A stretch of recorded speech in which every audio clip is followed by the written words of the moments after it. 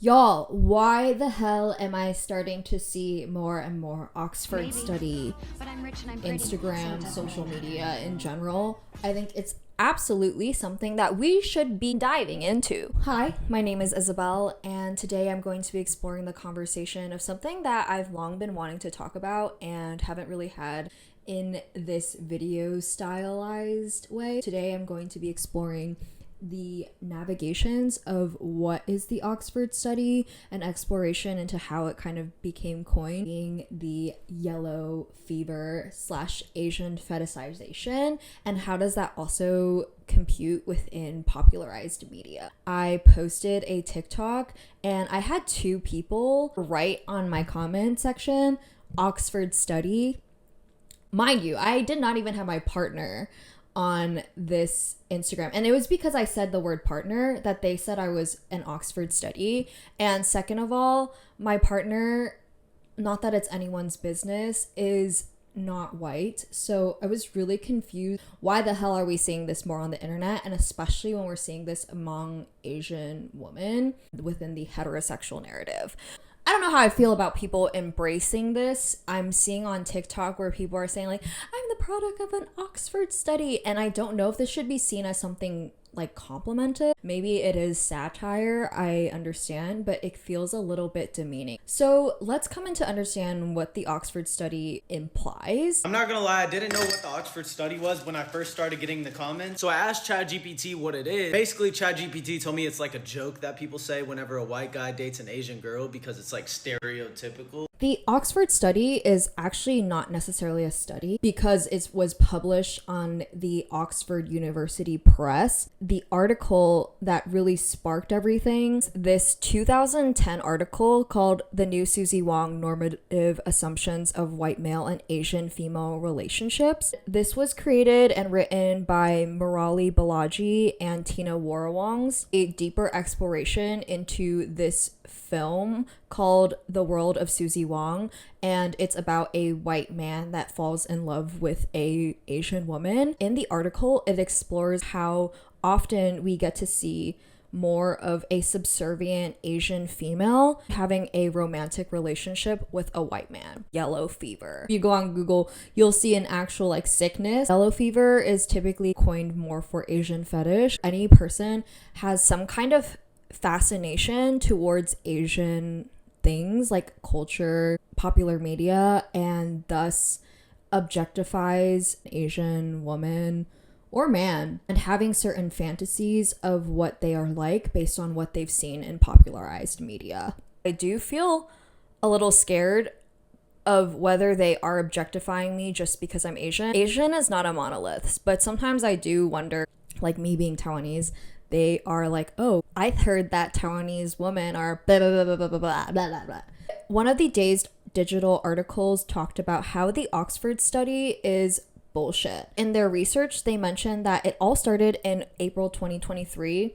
A TikTok user joked that the power of the Caucasian male over the Asian female subconscious needs a full Oxford study. In media, Asian woman has often been seen as the lotus blossom or the dragon lady, either being seen as mysterious, very sexualized, hyperly, but also deeming submissive. Because they notice that Asian men are often demasculinized in media, like let's be real, when was the last time we saw a Asian male being a male lead, other than recent films that have came to be like Everything Everywhere All at Once, Shang-Chi?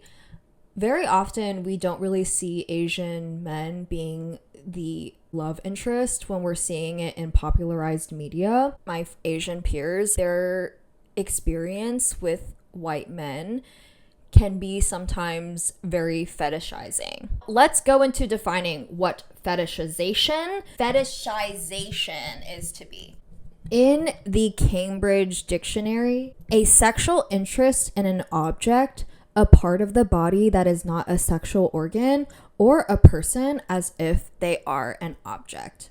If you're someone who constantly loves consuming anime, like Japanese women are big tits because of what you see in media, you're like, oh, now I believe Japanese women are a certain way. Porn categories, for example, how often are you seeing tags? I don't know anyone who's watched porn recently. Tags of when you see whenever it's related to Asian, it's like, oh, submissive, super hypersexualized ways. Like, there are no in-betweens, which is super concerning. Okay, if this is what you're seeing, these depictions of women in these kind of categories, what does that exactly mean of the popularized impression of how an Asian woman is seen?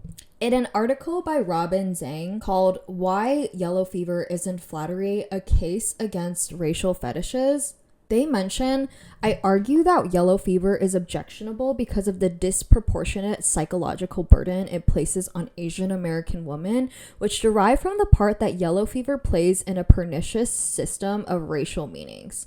There's a difference between fetishizing somebody and appreciating someone's attributes. Robin goes to explore and say that this is evident in the way that yellow fever is so frequently justified as by Kim's interview subject as an appreciation of Asian women's physical beauty, i.e. of superficial physical traits and nothing deeper. America has viewed Asian American women in an almost entirely sexual light. This literature demonstrates the mutually enforcing relationship between material practices such as federal immigration law, military occupation of East and Southeast Asia, war brides, sex tourism, pornography, and mail order brides on the one hand, and the cultural portrayals of Asian women as the docile domestic lotus blossoms or the seductive, treacherous dragon lady on the other. Historically, Asian people have been discriminated against, not just Asian women. If we go into history, we get to see more about the whole Chinese Exclusion Act of 1882. This was federal law that had prohibited all Chinese laborers from entering the country for a decade. And it was the first law to bar a specific group nationally.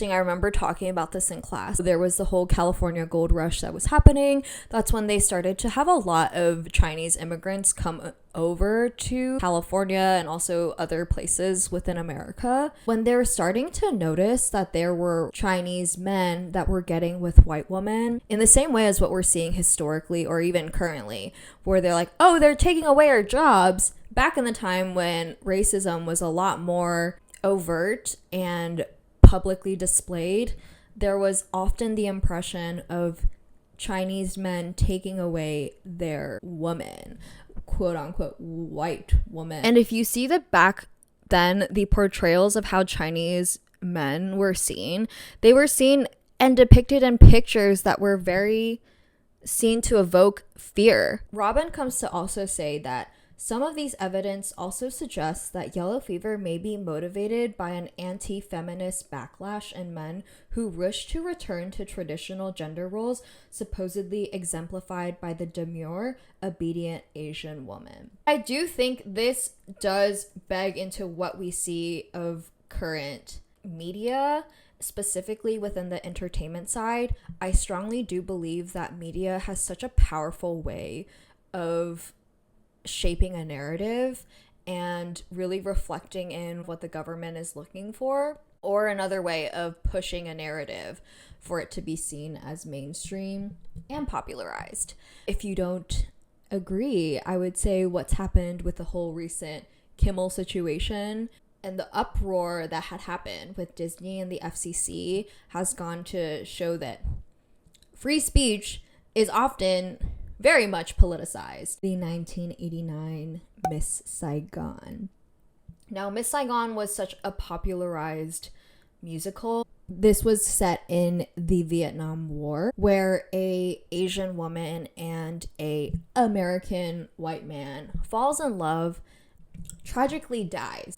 This narrative about how Miss Saigon has often been depicted has caused a lot of controversy. Again, following a Asian woman being subservient to a white male. Now, within the musical world, I think something that I wanted to bring up that I did talk about was about the whole Maybe Happy Ending controversy. Maybe Happy Ending recently won a Tony Award. It's essentially revolving around two helper bots that are in Seoul in the 21st century, and they form this romantic bond and they go on this journey to try and find one of the helper bots original owner. I was there watching the show. I absolutely loved it. It was just such a beautiful way of subtly showing representation without being overtly like, look, we're trying to hit the benchmarks of representation. It starred Helen Shen and Darren Criss. If you don't know, Darren is half white, I believe, and half Filipino. There was another actor that was going to replace Darren and play the character, and turns out it is a white actor named Andrew Barth Feldman. Andrew is a white man, and this show very much shows a lot of representation and story, kind of hinting at this being an Asian cast, specifically the two main characters. So this caused a huge uproar because people were really confused. Why are we casting a white man in this Broadway show? And Helen Shen came out with her own statement and defending him. And I can't also forget this.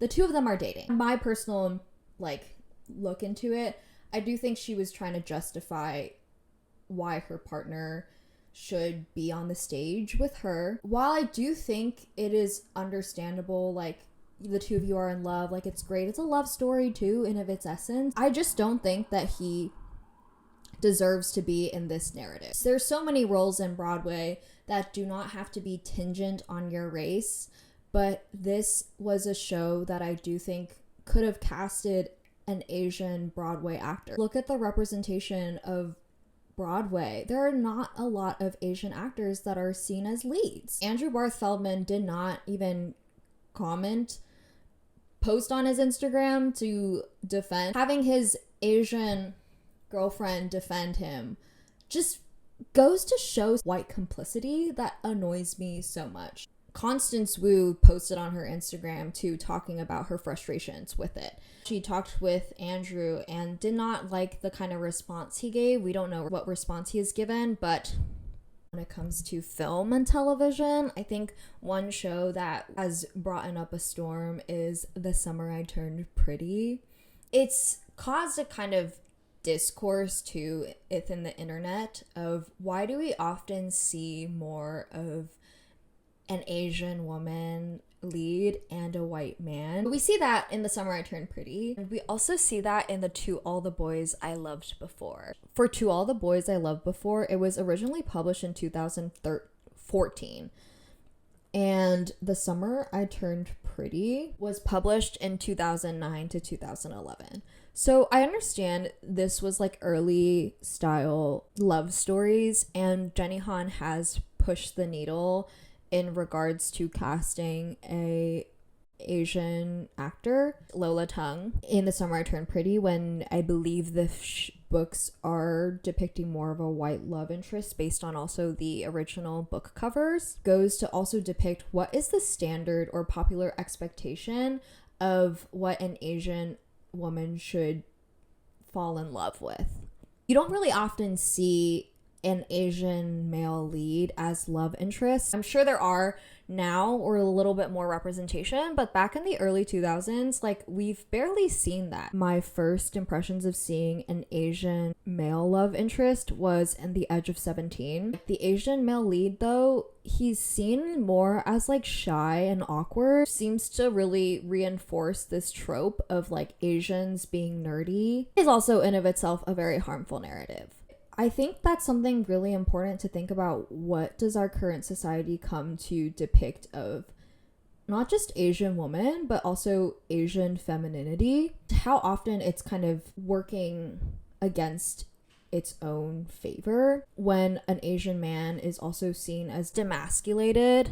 At the same time, it's because they're performing a certain form of femininity in the Asian woman standard, being submissive or being more quiet It just further implements the umbrella of the model minority myth, utilizing the Asian community to pit their successes or their work ethics or any kind of cultural implications as a very harmful way to pit us against other marginalized communities that have long been narratives utilized within Western narratives, also have been internalized. When people comment Oxford study, not even understanding the harmful implications, like why are we only commenting this on Asian woman's page? You get to see how white men don't even bear the brunt of this whole conversation, and backlash too, and don't seem to really defend these certain things. Is my partner actually liking me because of my personality or because of certain physical attributes that are often associated to my community?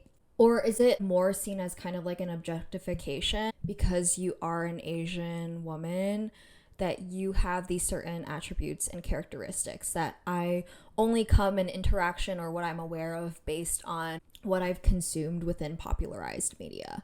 I definitely think this is a question that everyone comes to really think about. I kind of want to leave that also within a quote, what Robin Zhang says. Beautiful article. Would definitely recommend reading into it deeper. I will have all the stuff and articles that I've pulled out and references on this link, all the citations that I've had in regards to doing research for this whole topic. But in all cases, within such a world, people of color must expend valuable psychic and emotional resources on negotiating the problem of constant doubt as they move through it. With every instance of exclusionary behavior, racially inflected comment or joke, negative or indeed positive professional evaluation, people of color must decide whether or not to question it, ignore it, analyze it, challenge it, file a complaint, seek others' opinions and validation, etc. All of this takes energy and a toll in ways that white people do not experience, at least not on account of their whiteness. Negotiating doubt can lead to self-fulfilling prophecies and to insecurities about one's abilities, worth, and rationality. Having to struggle to justify the rationality of one's own reactions, as I suggested earlier, is a form of hermeneutical injustice because dominant colorblind ideologies suppress explanations based on race even while people continue to experience racialized patterns of treatment. I want to elaborate a little bit more on the quote. I feel like people of color very often have to be the ones that hold the brunt of explaining or doubting or questioning these certain things of, is it a fetish? Is it a preference? Is it actually attraction? All these different things that white people or whiteness does not even have to have any remotely close grasp onto it.